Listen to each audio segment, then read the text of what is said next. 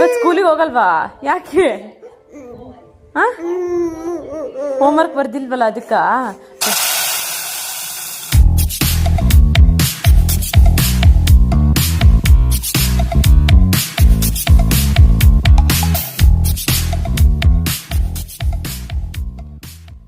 Hi friends, welcome to ಸಪ್ತಾ ಹೆಜ್ಜೆ channel. ನಾನು ಸಹನಾ.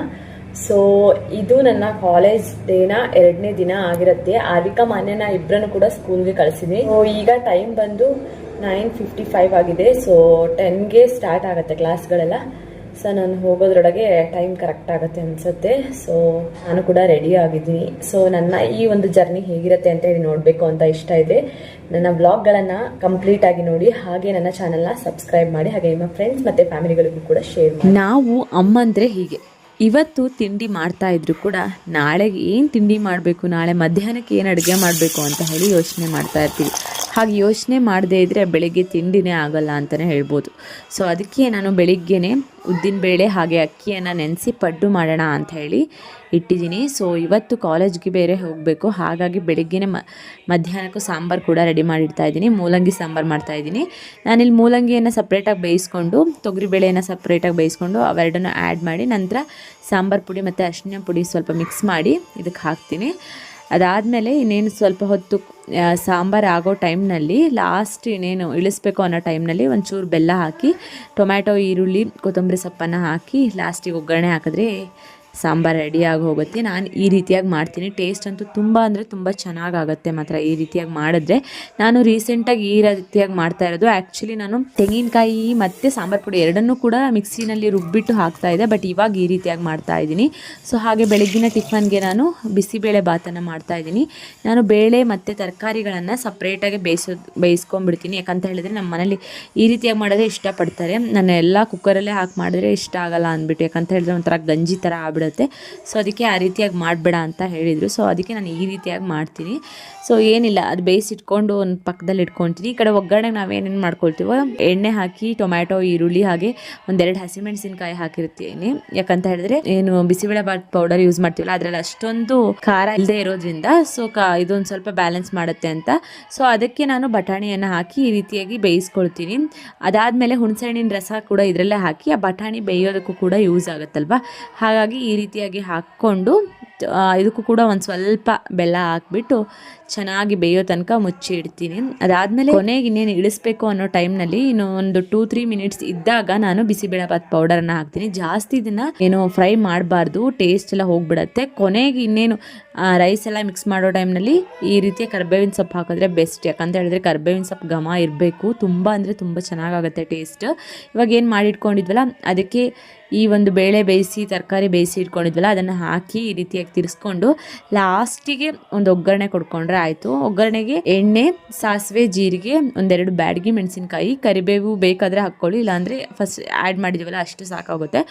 ಗೋಡಂಬಿಯನ್ನು ಹಾಕಿಬಿಟ್ಟು ಒಂದು ಸ್ವಲ್ಪ ಹೊತ್ತು ಅದನ್ನು ಬಿಸಿಯಾಗಿ ಸ್ವಲ್ಪ ಕುದಿಯೋದಕ್ಕೆ ಬಿಟ್ಟರೆ ಬಿಸಿಬೇಳೆ ಬಾತ್ ರೆಡಿ ಆಗುತ್ತೆ. ಈ ರೀತಿಯಾಗಿ ಮಾಡಿದ್ರೆ ತುಂಬ ಅಂದರೆ ತುಂಬ ಚೆನ್ನಾಗಾಗುತ್ತೆ. ಆ್ಯಕ್ಚುಲಿ ತರಕಾರಿ ಎಲ್ಲ ಬಾಯಿಗೆ ಸಿಗೋ ರೀತಿಯಲ್ಲಿ ಬೇಕು ಅಂದರೆ ಈ ರೀತಿಯಾಗಿ ಮಾಡಿಕೊಂಡ್ರೆ ಬೆಸ್ಟ್ ಅಂತಲೇ ಹೇಳ್ಬೋದು. ಅಥವಾ ಕುಕ್ಕರಲ್ಲಿ ಇಟ್ಟು ಮಾಡಿದ್ರೆ, ಎಲ್ಲದನ್ನು ಒಟ್ಟಿಗೆ ಹಾಕಿಬಿಟ್ಟು ಕುಕ್ಕರಲ್ಲಿ ಮಾಡಿದ್ರೆ ಅದಷ್ಟೊಂದು ಟೇಸ್ಟ್ ಇರುತ್ತೆ. ಬಟ್ ಈ ತರಕಾರಿ ಇಷ್ಟಪಡೋರಿಗೆ, ಬಾಯಿಗೆ ಸಿಗಬೇಕು ಅನ್ನೋರಿಗೆ ಅದು ಒಂಥರ ಟೇಸ್ಟ್ ಅನ್ಸಲ್ಲ. ನಮ್ಮ ಮನೇಲಿ ಇವರಿಗೆ ಈ ರೀತಿಯಾಗಿ ಮಾಡಿದ್ರೇ ತುಂಬ ಇಷ್ಟ. ಇವತ್ತಂತೂ ತುಂಬ ಅಂದರೆ ತುಂಬ ಚೆನ್ನಾಗಿತ್ತು. ಬಟ್ ಏನು ಅಂತ ಹೇಳಿದ್ರೆ ಸ್ವಲ್ಪ ಖಾರ ಕಡಿಮೆ ಆಗಿತ್ತು. ಯಾಕಂತ ಹೇಳಿದ್ರೆ ಆರ್ವಿಕಾ ಮಾನ್ಯ ಕೊಡೋ ತಿನ್ನೋದ್ರಿಂದ ಸ್ವಲ್ಪ ಖಾರ ಹೆಚ್ಚಿಗೆ ಆದರೂ ಕೂಡ ಅವ್ರು ತಿನ್ನೋದಿಲ್ಲ. ಹಾಗಾಗಿ ಕೊನೆಗೆ ಇಲ್ಲಿ ಏನು ಮಾಡಿದ್ದೀನಿ ಅಂದರೆ ಕೊರಿಯಾಂಡರ್ ಲೀವ್ಸ್ ಮತ್ತು ಅದನ್ನು ಸಣ್ಣದಾಗಿ ಕಟ್ ಮಾಡಿ ಹಾಕಿದ್ದೀನಿ, ತುಪ್ಪ ಹಾಕಿದ್ದೀನಿ. ಸೊ ಮಧ್ಯಾಹ್ನಕ್ಕೆ ನಾನು ಆರ್ವಿಕಾ ಮಾನ್ಯಂಗೆ ಕೊಟ್ಟು ಕಳಿಸ್ಬೇಕಲ್ವ, ಅದಕ್ಕೆ ಚಪಾತಿಯನ್ನು ಮಾಡ್ತಾಯಿದ್ದೀನಿ. ಚಪಾತಿಗೆ ಚಟ್ನಿಯನ್ನು ಹಾಕಿ ಕೊಟ್ಟು ಕಳಿಸಿದ್ದೀನಿ. ಸೊ ಬಿಸಿಬೇಳೆ ಬಾತನ್ನು ಕೊಡೋಣ ಅಂದ್ಕೊಂಡೆ, ಬಟ್ ಬೆಳಿಗ್ಗೆನೂ ತಿಂದಿರ್ತಾರೆ, ಮಧ್ಯಾಹ್ನಕ್ಕೆ ಬೇಡ ಅಂತ ಅಂದ್ಬಿಟ್ಟು ಇದನ್ನು ಕೊಟ್ಟು ಕಳಿಸ್ತಾ ಇದ್ದೀನಿ. ಇಲ್ಲ ಹೇಳ್ತೀನಿ, ಇವತ್ತು ಒಂದಿನ ಏನಾಗಲ್ಲ, ದಿನ ಬರ್ಕೊಂಡು ಹೋಗ್ತೀಯಲ್ಲ ಹೆಂಗೋ. ಓಕೆನಾ? ಆ್ಯಕ್ಚುಲಿ ಮಾನ್ಯ ಸ್ಕೂಲ್ಗೆ ಹೋಗಬೇಕಾದ್ರೆ ಯಾವತ್ತೂ ಅಳ್ಕೊಂಡು ಹೋಗೇ ಇಲ್ಲ. ಇವತ್ತೇ ಫಸ್ಟ್ ಟೈಮ್ ಸ್ಕೂಲ್ ಸ್ಟಾರ್ಟ್ ಆದಾಗಿಂದಲೂ ನಗ್ಗಾಡ್ಕೊಂಡೇ ಹೋಗ್ತಾ ಇದ್ಲು, ಖುಷಿಯಾಗಿ ಹೋಗ್ತಾ ಇದ್ಲು. ಬಟ್ ಇವತ್ತು ಯಾಕೆ ಅಳ್ತಾ ಇದ್ದಾಳೆ ಅಂದರೆ ಹೋಮ್ವರ್ಕ್ ಮಾಡಿರಲಿಲ್ಲ. ಹಾಗಾಗಿ ನಿನ್ನೆ ಬಂದ ತಕ್ಷಣವೇ ಫುಲ್ ಟಯರ್ಡ್ ಆಗಿದ್ಲು. ಸ್ವಲ್ಪ ಹೊತ್ತು ಆಟ ಆಡೋದಕ್ಕೆ ಬಿಟ್ಟಿದ್ದೆ, ಆಮೇಲೆ ಫುಲ್ ಟಯರ್ಡ್ ಆಯಿತು ಅನಿಸುತ್ತೆ. ಸೊ ಹಾಗಾಗಿ ಮಲ್ಕೊಳ್ತೀನಿ ಅಂತ ಹೇಳಿ ಮಲ್ಕೊಂಡ್ಲು.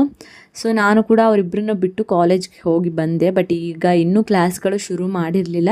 ಬಟ್ 1:30ವರೆಗೂ ಇದ್ದು ನಾನು ಕೂಡ ಮನೆಗೆ ಬಂದೆ. ಮನೆಗೆ ಬಂದು ಇನ್ನೇನು ಮಧ್ಯಾಹ್ನಕ್ಕೆಲ್ಲ ರೆಡಿ ಮಾಡಿ ಇಟ್ಟಿದ್ದೆ ಅಡುಗೆನ, ಇವ್ರಿಗೆ ಕೂಡ ಬಡಿಸ್ಬಿಟ್ಟು ಸ್ವಲ್ಪ ರೆಸ್ಟ್ ಮಾಡಿದೆ. ಅದಾದಮೇಲೆ ಸಂಜೆ ಟೈಮ್ ಹೇಗೆ ಹೋಯಿತು ಅಂತಲೇ ಗೊತ್ತಾಗಲಿಲ್ಲ. ಆರ್ವಿಕಾ ಮಾನ್ಯ ಕೂಡ ಬಂದರು. ಬಂದ ತಕ್ಷಣವೇ ಆರ್ವಿಕಾ ಡ್ರಾಯಿಂಗ್ ಮಾಡ್ತೀನಿ ಅಂತ ಕೂತ್ಕೊಂಡ್ಳು, ಮಾನ್ಯ ಹೋಮ್ವರ್ಕ್ ಕಂಪ್ಲೀಟ್ ಮಾಡ್ತೀನಿ ಅಂತ ಹೇಳಿ ಕೂತ್ಕೊಂಡ್ಳು. ಅವಳು ಆ್ಯಕ್ಚುಲಿ ಯಾವಾಗಿದ್ರೂ ಬಂದ ತಕ್ಷಣವೇ ಹೋಮ್ವರ್ಕ್ ಮಾಡೋದಕ್ಕೆ ಸ್ಟಾರ್ಟ್ ಮಾಡಿಬಿಡ್ತಾಳೆ. ನನಗೆ ತೋರಿಸೋದಕ್ಕೆ ಅಂತ ಹೇಳಿ ಬುಕ್ ಓಪನ್ ಮಾಡ್ತಾಳೆ, ಬಟ್ ಹೋಮ್ವರ್ಕ್ ಇದೆಯಲ್ಲ ಅಂತ ನೋಡಿಬಿಟ್ಟು ಸ್ಟಾರ್ಟ್ ಮಾಡಿಬಿಡ್ತಾಳೆ. ಎಲ್ಲ ಹೋಮ್ವರ್ಕು ಮುಗಿಸ್ಬಿಡ್ತಾಳೆ. ಬಟ್ ಆರ್ವಿಕಾ ಅಂದರೆ ಸ್ವಲ್ಪ ಲೇಟ್ ಆಗುತ್ತೆ. ಯಾಕಂತ ಹೇಳಿದ್ರೆ ಅವಳು ಸ್ವಲ್ಪ ಇವಾಗ ಫಸ್ಟ್ ಸ್ಟ್ಯಾಂಡರ್ಡ್ ಆಗಿರೋದ್ರಿಂದ ಸ್ವಲ್ಪ ಹೆವಿ ಇರುತ್ತೆ ಕಂಪೇರ್ ಮಾಡಿದ್ರೆ LKG ಮತ್ತು UKG ಮಕ್ಳಿಗೆ ಕಂಪೇರ್ ಮಾಡಿದ್ರೆ. ಫಸ್ಟ್ ಸ್ಟ್ಯಾಂಡರ್ಡಿಗೆ ಸ್ವಲ್ಪ ಸಿಲೆಬಸ್ ಹೆಚ್ಚಿನದಾಗಿರೋದ್ರಿಂದ ಸ್ಕೂಲ್ನಲ್ಲೂ ಓದಿರ್ತಾರೆ. ಸೊ ಹಾಗಾಗಿ ನನಗೆ ಫುಲ್ ಅವಳಿಗೂ ಕೂಡ ಟಯರ್ಡ್ ಆಗಿರುತ್ತೆ ಅಂತ ಅಂದ್ಬಿಟ್ಟು ಬ್ಯಾಲೆನ್ಸ್ ಮಾಡೋದಕ್ಕೋಸ್ಕರ ಬಂದ ತಕ್ಷಣ 1 ಗಂಟೆ 1.5 ಗಂಟೆ ಆಟ ಆಡೋದಕ್ಕೆ ಬಿಟ್ಬಿಡ್ತೀನಿ. ಅಂದರೆ ಅದರಲ್ಲೇ ಇರೋ ಟೈಮಲ್ಲೇ ಅವಳಿಗೆ ಅಂದರೆ ಫ್ರೆಶ್ ಅಪ್ ಆಗಿ ಸ್ವಲ್ಪ ಏನಾದರೂ ಸ್ನ್ಯಾಕ್ಸ್ ತಿಂದು ಆಟ ಆಡೋದಕ್ಕೆ ಬಿಡ್ತೀನಿ. ಅದಾದ ನಂತರ 6:37ಗೆ ಅವಳಿಗೆ ಹೋಮ್ವರ್ಕ್ ಬರ್ಸೋದಕ್ಕೆ ಓದಿಸೋದಕ್ಕೆ ಕೂರಿಸ್ಕೊಳ್ತೀನಿ. ಸೊ ಕಂಪ್ಲೀಟ್ ಆಗೋದೇ ಎಲ್ಲ 9:30 ಆಗೋಗುತ್ತೆ. ಊಟಕ್ಕೆಲ್ಲ ರೆಡಿ ಮಾಡಿಟ್ಟಿದ್ರೆ ಪರವಾಗಿಲ್ಲ, ಇಲ್ಲ ಅಂತ ಹೇಳಿದ್ರೆ ಫುಲ್ ನನಗಂತೂ ಹೆಡ್ಏಕ್ಸ್ ಶುರು ಆಗಿಬಿಡುತ್ತೆ. ಅಡುಗೆ ಮಾಡಬೇಕು, ಇವ್ರಿಗೆ ಓದಿಸ್ಬೇಕು, ಹೇಗೆ ಮಾಡೋದು ಅಂತ ಅಂದ್ಬಿಟ್ಟು. ಸೊ ಇದನ್ನೊಂದು ಸ್ವಲ್ಪ ಅಡುಗೆ ಮಧ್ಯಾಹ್ನಕ್ಕೆ ಎಲ್ಲ ಮುಗಿಸಿಟ್ಕೊಂಡ್ಬಿಟ್ರೆ ಇವ್ರಿಗೆ ಓದಿಸೋದಕ್ಕೂ ಕೂಡ ಟೈಮ್ ಸಿಗುತ್ತೆ, ಟೈಮ್ ಕೂಡ ಮ್ಯಾನೇಜ್ ಮಾಡಬಹುದು. ಇನ್ನು ನನಗೂ ಕೂಡ ಕ್ಲಾಸ್ ಸ್ಟಾರ್ಟ್ ಆಗಿಲ್ಲ. ನಾನು ಕೂಡ ಸ್ವಲ್ಪ ನನ್ನ ಟೈಮ್ ಟೇಬಲ್ ನಾನು ಕೂಡ ಪ್ರಿಪೇರ್ ಮಾಡಿಕೊಂಡು ಟೈಮ್ ಟೇಬಲ್ ಎಲ್ಲ ಹಾಕ್ಕೊಂಡು ನಾನು ಹೇಗೆ ಇದು ಮಾಡಬೇಕು ಅಂತ ಅಂದ್ಕೊಂಡಿದ್ದೀನಿ. ಏನು ಅಂತ ಹೇಳಿದ್ರೆ ಮಕ್ಕಳಿದ್ದಾಗ ಟೈಮ್ ಟೇಬಲನ್ನು ಫಾಲೋ ಮಾಡೋದಕ್ಕಾಗಲ್ಲ. ಯಾಕಂತ ಹೇಳಿದ್ರೆ ಮಕ್ಕಳು ಯಾವ ಟೈಮಲ್ಲಿ ಹೇಗಿರ್ತಾರೆ ಅಂತ ಹೇಳಿ ಗೊತ್ತಾಗಲ್ಲ. ಅಪ್ಪ ಮಗಳಿಗೆ ಡ್ರಾಯಿಂಗ್ ಮಾಡಿಕೊಡ್ತಾ ಇದ್ದಾರೆ. ಇದು ಮಾನ್ಯ ಆರ್ವಿಕಾ ಕಲರ್ ಮಾಡಿರೋದು. ತೋರ್ಸು ಆರ್ವಿಕಾ ಹೆಂಗ್ ಮಾಡಿದ್ಯಾ ಅಂತ ಹೇಳೋದನ್ನ. ಹತ್ರ ತಗೊಂಬ ಬುಕ್ಸು. ಎಷ್ಟು ಚೆನ್ನಾಗಿ ಕಲರ್ ಕಾಂಬಿನೇಷನ್ ಮಾಡಿರೋದು ನೋಡ್ರಿ. ಹೇಳ್ಕೊಡ್ದೆ ಇದನ್ನು ಕೂಡ. ಇದನ್ನ ಬ್ರಿಂಜಲ್ಲಿ ನೀನ್ ಮಾಡು, ಮಾನ್ಯ ಅದನ್ನ ಮಾಡ್ತಾಳೆ. ಓಕೆನಾ? ಇದು ಎಂತದಪ್ಪ ಕಲರ್? ಅದು ವೈಲೆಟ್ ಕಲರ್ ನೋಡೋಣ ಹೆಂಗ್ ಬಿಡ್ತ ಕಲರ್ ಅಂತ. ಇದು ಎಲ್ಲಿ ಬಿಟ್ಟಿರೋದು ನೋಡಿದ್ಯಾ ಆರ್ವಿಕಾ? ಬ್ರಿಂಜಲ್ ತೋಟದಲ್ಲಿ ಬಿಟ್ಟಿತ್ತಲ್ಲ ಅದನ್ನೇ. ಏನ್ ಹೇಳೋದು? ಯಾವ ಕಲರ್ ಇರುತ್ತೆ?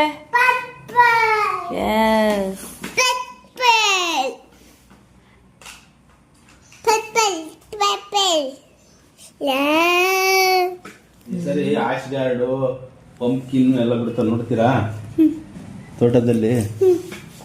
ಎಷ್ಟು ತಪ್ಪ ಬಿಡ್ತಾವ. Bottle guard, ladies finger, beetroot. ಇವಾಗ ಟೈಮ್ 6:30 ಆಗಿದೆ. ವಾಕ್ ಹೋಗೋಣ ಅಂತ ಹೇಳಿ ಹೊರಟಿದ್ದೀವಿ ಎಲ್ಲರೂ. ಸೊ ಅವರಿಬ್ರು ಡ್ರಾಯಿಂಗು ಹೋಮ್ವರ್ಕ್ ಎಲ್ಲ ಮುಗಿಸ್ಬಿಟ್ಟು ವಾಕ್ ಮಾಡೋಣ ಅಂತ ಹೇಳಿ ಕರ್ಕೊಂಡ್ಬಂದ್ವಿ. ವೆದರ್ ಕೂಡ ತುಂಬ ಚೆನ್ನಾಗಿದ್ದರಿಂದ ಇಲ್ಲಿ ನೋಡ್ತಾ ಇದ್ದಾರೆ ಗಸಗಸೆ ಹಣ್ಣು ಇರುತ್ತಾ ಅಂತ ಅಂದ್ಬಿಟ್ಟು. ತಿನ್ನೋದಕ್ಕಲ್ಲ, ಸುಮ್ಮನೆ ಆಟ ಆಡೋದಕ್ಕೆ. ಮಾನ್ಯ ತಿನ್ನೋದಕ್ಕೆ ಹೋಗ್ತಾಳೆ, ಅದನ್ನ ನುಂಗೋದಿಲ್ಲ. ಅದೇನೋ ಒಂಥರ ಜ್ಯೂಸಿ ಆಗಿರುತ್ತಲ್ಲ, ಅವಳಿಗೆ ಒಂಥರ ಒಳ್ಳೆ ಫೀಲ್ ಕೊಡುತ್ತೆ ಅನಿಸುತ್ತೆ. ಹಾಗಾಗಿ ಸುಮ್ಮನೆ ಆಟ ಆಡ್ತಾ ಇರ್ತಾಳೆ. ನಾವು ವಾಕ್ ಬಂದಿದ್ವಲ್ಲ, ಹಾಗಾಗಿ ಆಟ ಆಡಿದ್ರೆ ಆಡಲಿ ಅಂತ ಅಂದ್ಬಿಟ್ಟು ಬಿಟ್ಟಿದ್ವಿ. ಸೊ ಈ ರೀತಿಯಾಗಿ ಕರ್ಕೊಂಬಂದರೆ ಅವರಿಗೂ ಕೂಡ ಸ್ವಲ್ಪ ಮೈಂಡ್ ಫ್ರೆಶ್ ಆಗುತ್ತೆ ಅಂದ್ಬಿಟ್ಟು ನಾನು ಕೂಡ ಬೆಳಗ್ಗೆಯಿಂದ ಮನೆಯಲ್ಲೇ ಇರ್ತೀನಿ. ಹಾಗಾಗಿ ಸೊ ಈ ವಿಡಿಯೋವನ್ನು ಇಲ್ಲಿಗೆ ಎಂಡ್ ಮಾಡ್ತಾ ಇದ್ದೀನಿ. ಐ ಹೋಪ್ ನಿಮ್ಮೆಲ್ಲರಿಗೂ ನನ್ನ ವಿಡಿಯೋಸ್ ಇಷ್ಟ ಆಗುತ್ತೆ ಅಂತ ಹೇಳಿ ಅಂದ್ಕೊಂಡಿದ್ದೀನಿ. ಇಷ್ಟ ಆದರೆ ನನ್ನ ಚಾನಲ್ನ ಸಬ್ಸ್ಕ್ರೈಬ್ ಮಾಡಿ, ಹಾಗೆ ಲೈಕ್ ಮಾಡಿ, ಶೇರ್ ಮಾಡಿ, ಮಿಸ್ ಮಾಡದೆ ನಿಮ್ಮ ಅಭಿಪ್ರಾಯವನ್ನು ಕಾಮೆಂಟ್ ಮಾಡಿ. Thank you for watching. Have a good day with lots of love.